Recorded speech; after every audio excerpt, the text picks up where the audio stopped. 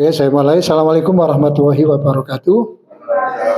Tadi ayo Blor, sudah disampaikan banyak oleh narasumber, mulai dari Pak Kepala Kepala KUA sampai dengan tadi oleh Pak Imam Baidowi. Intinya, calon pengantin yang saya hormati, yang ingin dicapai setelah nikah tadi apa? Kepinginnya rumah tangganya bahagia. Ini tahu yang dicari? Bahagia. Nah, mohon maaf saya terangkan seperti anak sekolah, nggak apa-apa ya, biar genah. Jadi seluruh pasangan yang ingin menikah ini yang dicari adalah inginnya bahagia. Kalau di bahasa agama kan sakinah, mawaddah, warohmah. Tentu yang diinginkan bahagianya di dunia bahagia, di akhirat masuk surga. Semua ingin itu dah? Oke. Sekarang saya tanya kepada para calon pengantin. Panggone seneng kuning Pak? Tempatnya seneng ada di hati.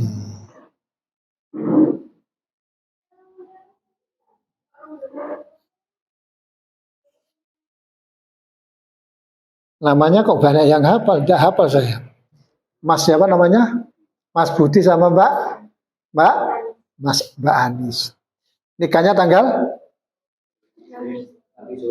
Nanti sore. Waduh. Kurung maca ini. Apa gak usah pulang nanti dinikahkan di sini aja? Di sini, gak usah pulang ya, nanti langsung. Masih dipacai. Waduh. Rumahnya jauh nggak?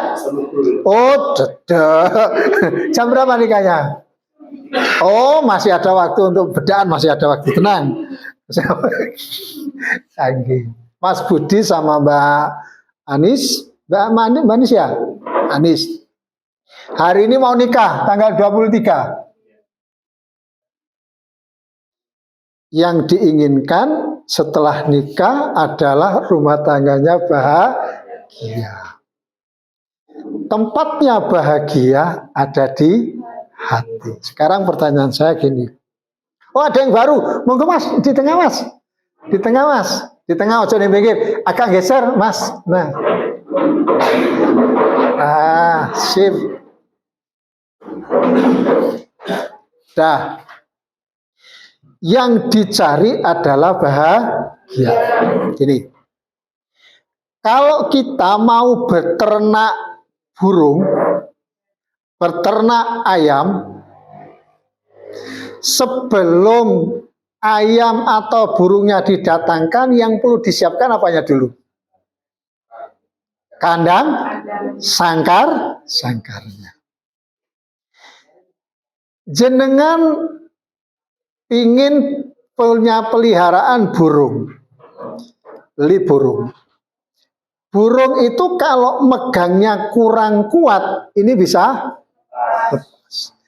Tapi naiknya kesingsetan, mati.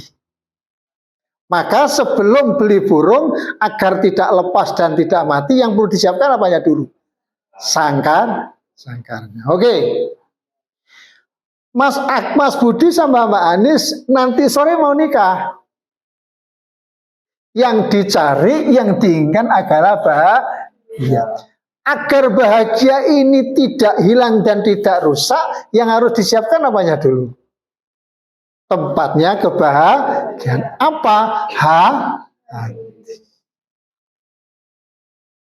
Maka jenengan yang mau nikah ini, yang harus dipersiapkan dulu, yang harus ditata dulu adalah hatinya.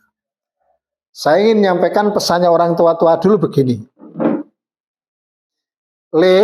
Nduk, nek awakmu angkatih nikah dan kawin dan ingin rumah tangga kalian bahagia, sing kudu mbok tata dhisik, sing kudu mbok siapne dhisik, dudu omah mule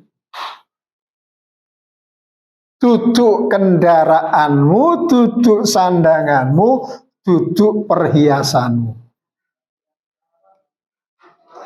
Apa sing kudu mbok siapne dhisik? Apa sing kudu mbok tata dhisik? Nek awakmu angkate nikah dan ingin hidup bahagia, jare wong tuwa-tuwa BN dhisik, sing kudu mbok tata dhisik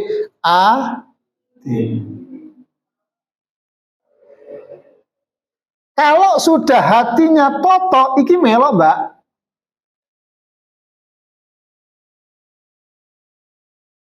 Tapi kalau ini disiapkan dulu, ini belum tentu ikut.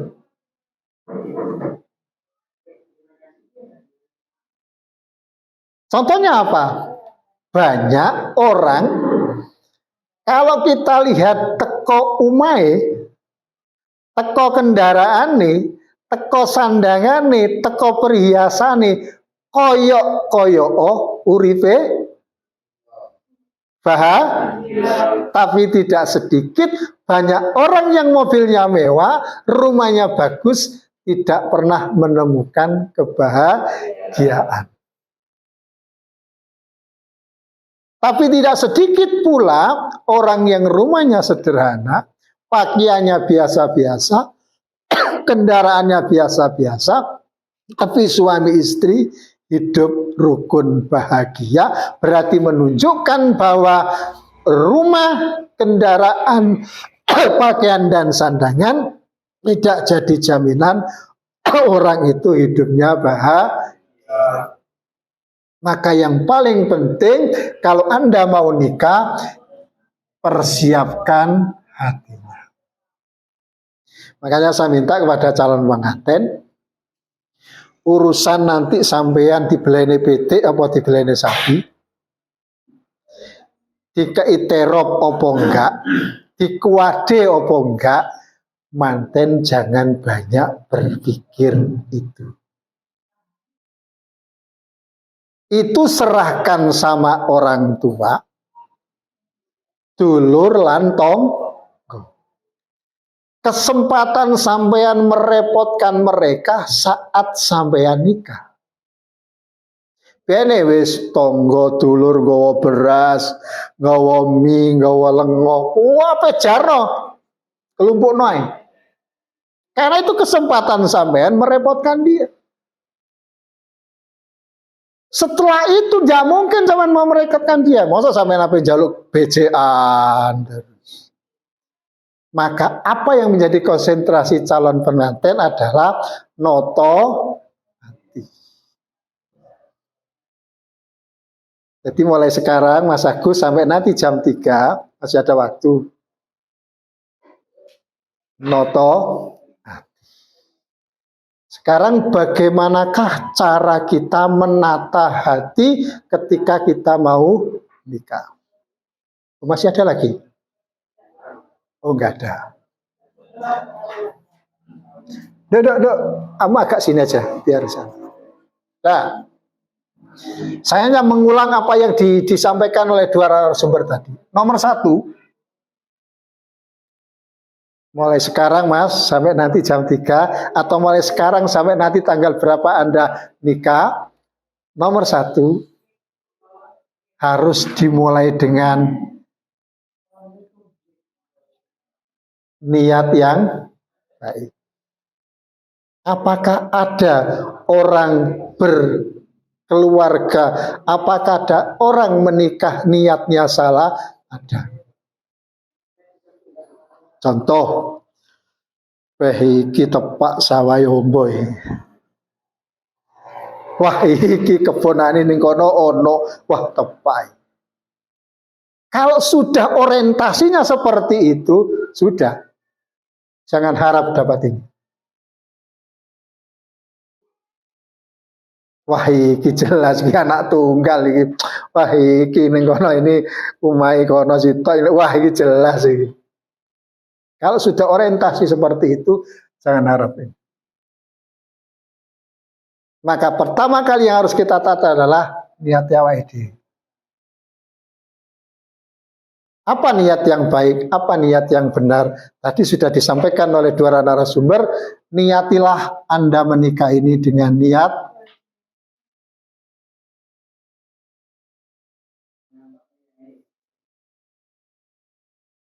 Kalau sudah sampai niatnya ibadah, pasti dapatnya dua. Satu, balasan. Dua, ridho. Apa balasan itu? Balasan dunia, balasan akhirat. Apa balasan dunia? Berupa kemudahan hidup. Banyak hal yang bisa kita raih dalam kehidupan. Yang kedua adalah pahala-pahala yang akan kita dapatkan nanti di akhirat. Kalau sudah sampai rumah tangga dapat dua ini,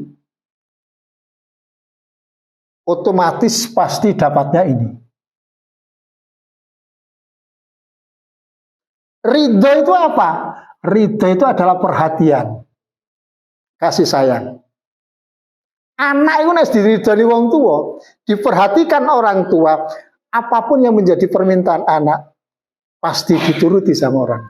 Itu namanya anak yang diridhoi oleh orang. Kalau rumah tangga kita sudah diridhoi oleh Allah, hidup tidak ada yang lurus. Hidup akan selalu seperti ini. Ujian, cobaan, dan seterusnya.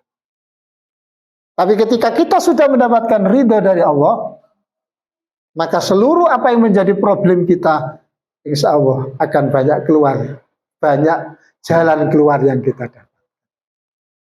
Maka mulailah jenengan nikah itu dengan niat yang baik dan benar. Nah, bagaimanakah cara kita untuk mendapatkan keduanya ini, balasan dan ridho ini? Gampang dan sangat gampang untuk kita lakukan dalam kehidupan kita sehari-hari. Untuk mendapatkan balasan dan ridho sekali lagi, sangat mudah untuk kita dapatkan dalam kehidupan kita sehari-hari. Contoh, umbah-umbah, masak, nyapu-nyapu, dan seterusnya. Ini kan pekerjaan setiap hari. Monggo sini mas. Monggo sini. Nah, saya ulang. Mencuci, memasak, nyapu-nyapu, dan seterusnya, ini adalah kegiatan rutin dalam kehidupan rumah tangga. Sederhana toh? Kegiatan sederhana yang saya sebutkan ini tadi adalah cara untuk mendapatkan ini.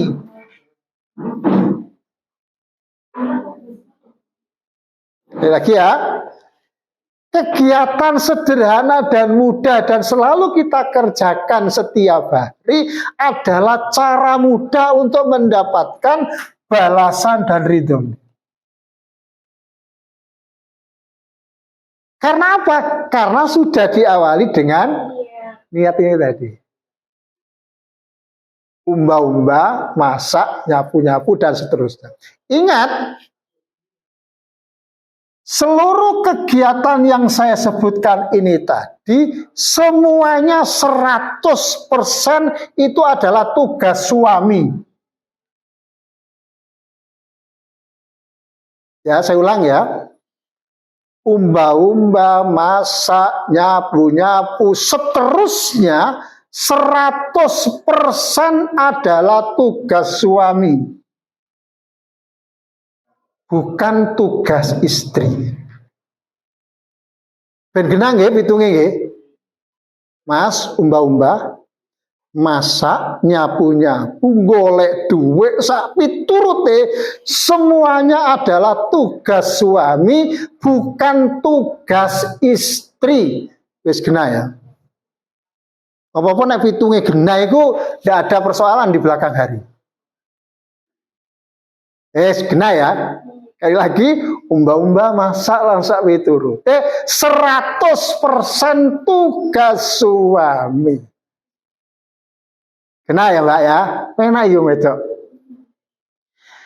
Karena Mas Budi punya istri yang baik, karena Mas Budi punya istri yang soleha, salah satu ciri istri yang baik dan soleha itu adalah istri yang mau membantu tugas suami.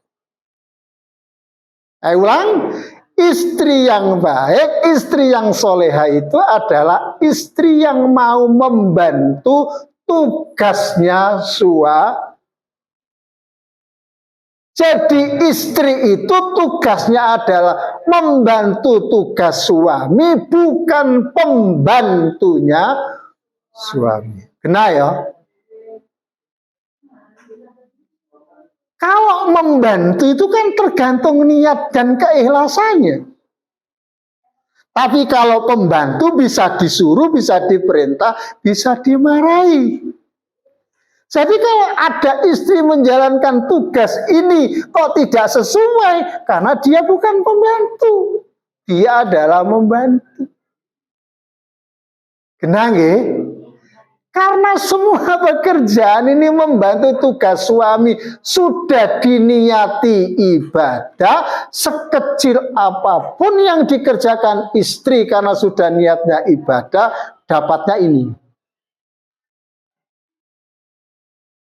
Nah ya, kata Nabi, barang siapa seorang istri yang mau mencucikan baju suami, maka setiap satu baju dicatat satu pahala.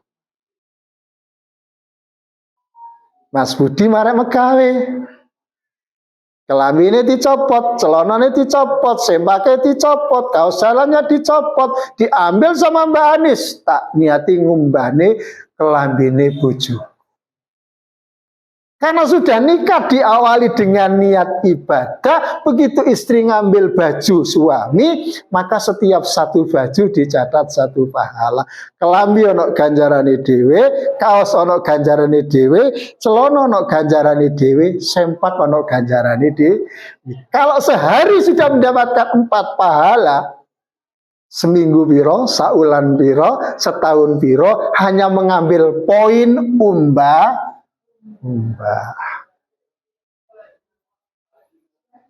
Durung masake, durung nyapu-nyapu nih, durung pelayanan lainnya. Memang namanya pahala itu tidak bisa dilihat, sehingga kadang-kadang tidak membuat semangat. Karena apa? Pahala itu tidak kelihatan. Padahal ketika ada baju suami 8, berarti hari itu dapat 8 pahala. Karena pahala tidak kelihatan. Aduh, besok lah. Ditumpuk mana? Ditumpuk mana? Akhirnya sing lanang sing umbah-umbah. Hilanglah pahala itu. Sekali lagi, karena pahala tidak bisa kelihatan, sehingga ada kemalasan. Maka kalau Anda ingin mendapatkan balasan dan ridho, banyak hal yang bisa kita lakukan ketika kita hidup sehari-hari. Benar ya? Kalau ini sudah didapatkan, pasti ini akan Anda dapat. Maka tolong mulai sekarang, nawa itu saya. Jadi Mas Budi menikahi Mbak Anis, nawa itu kudu tepat dan benar. Mbak Anis mau dinikahi Mas Budi, niatnya harus tepat dan benar. Mulailah niat yang baik. Sudah. Cara yang kedua, cara menata hati atau mempersiapkan hati yang kedua adalah harus memiliki keyakinan yang kuat.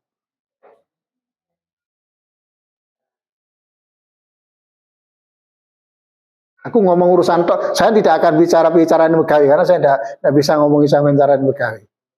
Yang sudah benar. Bagaimana agar hatinya awake dhewe betul-betul mantap di dalam membangun rumah tangga ini? Maka dibutuhkan yang namanya keyakinan. Cara yang pertama yang bisa memantapkan keyakinan kita yang pertama adalah 1. ketemunya Mas Budi sama Mbak Anis, ketemunya Mas Aji sama Mbak Vera, sampai nanti pada tanggal yang sudah ditentukan, jam yang sudah ditentukan, dan betul-betul itu nanti betul-betul jadi pasangan suami istri, Anda harus yakin itu semua adalah atas takdir Allah Subhanahu wa taala, atau yang kita sebut dengan yang namanya jodoh. Nah, gak jodoh nih, rek, pacarono wis 10 tahun, kalau bukan jodohnya gak ketemu. Baru kenal sehari kok cocok, kalau itu memang jodohnya, gak kentekan dalan. Apakah saya pernah praktek? Pernah, Pak. Nah, Mbak, saya pernah dulu pernah pacaran 5 tahun. Dan perempuan yang saya pacari itu seakan-akan ia adalah perempuan yang paling saya cintai, paling saya, dan saya berharap dia jadi istri saya. Dongo tenanan, ya Allah, jadikan perempuan ini, karena sudah kadung cintanya ya, jadikan istri saya, jadikan pasangan saya. Dongo ini gak gemen-gemen, Mbak, ini jero masjid, Mbak, bengi-bengi, bulan Ramadan lagi, apa gak wis mentok seperti. Tapi apa yang terjadi? Begitu ada masalah bubar, nggak jadi. Justru yang sekarang anaknya 4, nggak pakai proses lama. Begitu tak pandang cocok, tak jaluk sama orang tuanya, cocok. Begitu sekian minggu, sekian bulan, nggak sampai lama, tak nikah, anaknya Pak. Nah, artinya kita harus yakin ketemunya di antara panjenengan pasangan ini, itu semua adalah memang ditakdirkan oleh Allah, karena jodoh itu adalah salah satu takdir yang tidak bisa dirubah-rubah. Ya sih, itu pasangan ini. Dan tidak pernah kita rencanakan. Yakin kecil tidak punya cita-cita, Mas Budi besok bojoku wong, tidak pernah kita rencanakan. Tidak pernah kita bayangkan sedikit pun yang sekarang jadi pasangan. Moro-moro lewat Facebook, lewat konco, lewat ini. Ini Allah mempertemukan kita yang pada akhirnya itu adalah jodoh saya. Ketika itu betul-betul jadi pasangan kita, sampai harus yakin itu adalah takdir dari Allah. Yang kedua, saudaraku sekalian saya hormati, kalau jodoh itu takdir dari Allah, berarti jodoh itu pemberian dari Allah. Maka kalau sudah jodoh itu adalah takdir dari pemberian Allah Subhanahu wa taala, maka sampean harus yakin kalau Allah yang memberi, pasti Allah memberikan yang terbaik.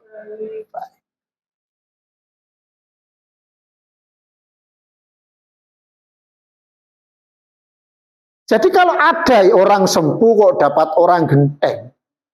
Wong genteng kok itu wong Surabaya, wong sempuh kok itu wong di. Berarti di tempat dia situ tidak ada yang terbaik untuk dia. Adanya di Surabaya. Wong sempuh adanya di tempat lain. Maka ketika itu sudah dijodohkan kepada kita, awake dhewe kudu yakin. Kalau Allah sudah mentakdirkan, kalau Allah sudah mempertemukan itu jodoh kita, maka kita harus yakin itulah yang terbaik untuk kita. Makanya saya minta kepada si calon-calon suami ini, tolong keyakinan yang kedua ini betul-betul dimantapkan, ditanamkan, dihujamkan dalam hati panjenengan semuanya, agar keyakinan yang kedua ini betul-betul menjadi jimat dalam kehidupan rumah tangga sampean. Caranya bagaimana? Gini, Mas. Mas Agus ya? Mas Budi sama Mbak siapa tadi? Mbak Anis. Tolong besok pas ijaban, Mas. Engko Mas ya, ijaban nanti sore. Panggilan ini soal tadi Mbak Anis. Tolong Mas Budi, ketika sampean ngucap kalimat saya terima nikah dan kawinnya Anis binti, sebutkan sama orang tuanya. Tolong calon suami, saat Anda menyebut nama calon istri tadi, saya terima nikah dan kawinnya Mbak Anis. Tolong saat lisan mengucapkan menyebut nama calon istri, tolong batinnya juga ikut mengucap. Agar apa? Agar pernikahan jenengan ini betul-betul sebuah ikrar lahir batin. Saat Mas Budi menyebut saya terima nikah dan kawinnya Mbak Anis, ketika menyebut Anis, batin sampean saya menyebut. Apa yang harus disebut kalau batin? Anis, siji-siji wong wedok sing paling apik kanggo aku. Anis satu-satunya wanita terbaik untuk saya. Maka ketika suami menyebut batinnya seperti itu, tolong si calon istri, tolong gerakan batin yang diucapkan oleh suami balas juga dengan ucapan batin si calon istri. Apa yang harus diucapkan oleh calon istri? Kalau tadi Mas Budi sudah mengatakan Anis satu-satunya wanita terbaik untuk saya, tolong Mbak Anis juga dibalas, Mas Budi satu-satunya laki-laki terbaik untuk saya. Kalau sudah antara suami dan istri, batinnya saling bergerak dan mengucap sama-sama dengan satu tekad dan berjalan bertemu dalam satu frekuensi, plak, ini akan jadi kekuatan yang luar biasa di dalam kehidupan rumah tangga sampean, karena suami dan istri sudah punya komitmen bahwa apa yang saya dapatkan ini adalah orang yang terbaik yang diberikan oleh Allah kepada saya. Kalau itu sudah tertanam pada diri masing-masing, insya Allah itu akan sekali lagi menjadi simat sampean dalam kehidupan rumah tangga. Logikanya begini. Sampean mencari barang, dan barang yang sampean cari ini adalah barang yang sangat berharga. Barang yang sangat mahal. Dan mencarinya ini sangat susah. Bahkan kalau umurnya 30 tahun, 23 tahun, berarti Anda mencari barang itu selama 23. Nah, ternyata barang yang kita cari ini ketemu. Dan sudah ada di samping kita. Dan yakin kalau barang ini adalah barang mahal dan barang yang sangat berharga. Kira-kira ketika kita mendapatkan barang seperti ini, jaganya sungguhan apa tidak? Sungguh. Karena apa? Ini barang ini lama saya cari. Barang ini berharga. Barang ini mahal. Maka karena ini barang berharga dan mahal, saya harus menjaga dengan sungguh-sungguh. Sama tekadnya seorang suami, ketika sudah sekian tahun dia mencari jodoh, dan ketika itu diberikan oleh Allah adalah yang terbaik, dan akhirnya ketemu, dan Anda yakin bahwa apa yang Anda dapatkan adalah yang terbaik, pasti dia akan menjadi seorang suami yang bertanggung jawab.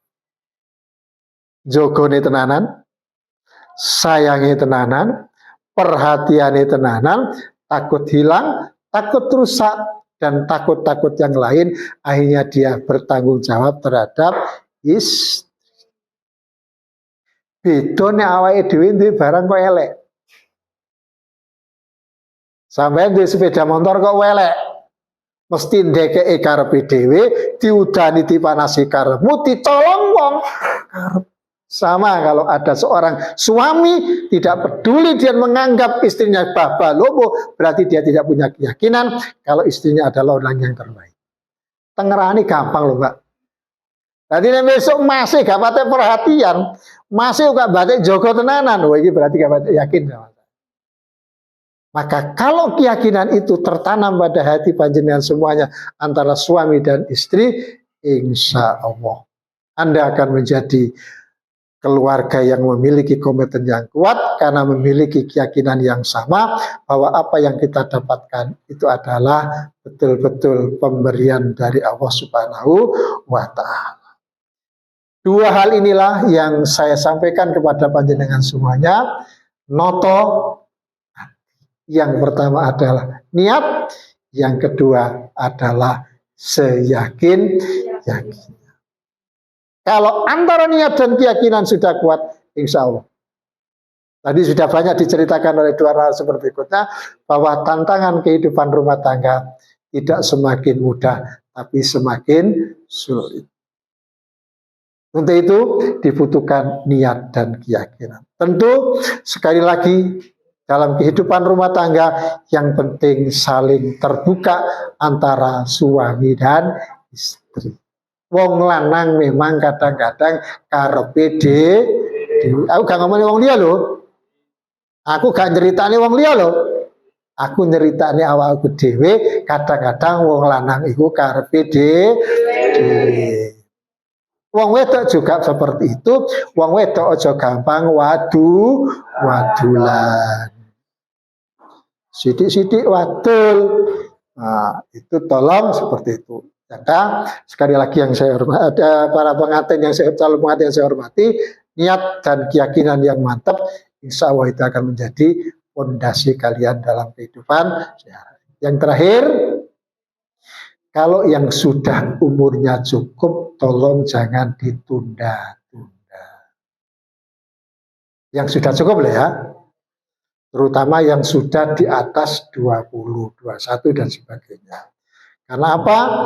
Ketika kita hidup rumah tangga itu yang sudah kita pikirkan bukan pada diri kita sendiri. Sudah kita berpikir nanti kalau saya sudah tua bagaimana? Kalau saya sudah meninggal bagaimana? Kalau orang sudah rumah tangga itu sudah masuk dalam pikiran. Jadi sudah berpikir sekarang, nek masih umur sakmene, mbak umur sakmene, nanti kalau sudah punya anak umur sekian, berarti umur bapak sakmene, umur ibu sakmene. Artinya apa? Ketika nanti kita sudah punya anak, dan saat itu anak kita butuh perhatian kita situasinya, kondisinya masih dalam sehat walafiat. Jangan sampai di saat anak-anak kita butuh perhatian, orang tuanya sudah tidak kuat bekerja. Makanya sudah dihitungkan kalau suami umur sekian, istri umur sekian, berarti nanti kalau punya anak umur sekian, umur bapaknya sekian, umur ibunya sekian. Pesan saya, jangan banyak-banyak, juga jangan terlalu sedikit. Nek kakean yo angel ngrumate, nek kesedihin kadang-kadang gampang kesel, iya ditinggal sitok wis kelangan. Berapa? Terserah sampean, pesan saya, yo ojo akeh-akeh, yo ojo sidik-sidik. Namun kalau niru saya, anak saya 4 seperti itu. Saya kira itu pertemuan kita pada hari ini. Harapannya sekali lagi, tolong sebagaimana disampaikan oleh Pak Kepala KUA tadi, bahwa di Banyuwangi ini sekali lagi tingkat perceraiannya sangat-sangat tinggi. Nomor 2 se-Indonesia. Apa di antara penyebabnya adalah banyak pasangan-pasangan muda, justru yang banyak cerai itu pasangan muda, bukan pasangan tua, yang sudah tua bablas-bablas. Apa di antara penyebabnya adalah banyak mereka yang belum dewasa dalam mengaruhi kehidupan rumah tangga. Saya lihat calon pengantin ini kok ya wis gede-gede kabeh, sudah bisa membedakan mana yang baik dan mana yang tidak baik. Tantangan kita sekali lagi ke depan adalah bukan justru lebih mudah, tapi lebih berat lagi. Itu oke. Terakhir kita doakan bersama-sama, mudah-mudahan proses pernikahan panjenengan semuanya ini oleh Allah Subhanahu wa taala diberikan kelancaran. Dan nanti ketika sudah hidup rumah tangga, mudah-mudahan dijadikan rumah tangga yang sakinah mawaddah warahmah, dan mudah-mudahan dimudahkan rezeki Anda, dimudahkan usahanya, dan mudah-mudahan kelak diberikan keturunan yang soleh dan soleha. Al-Fatihah.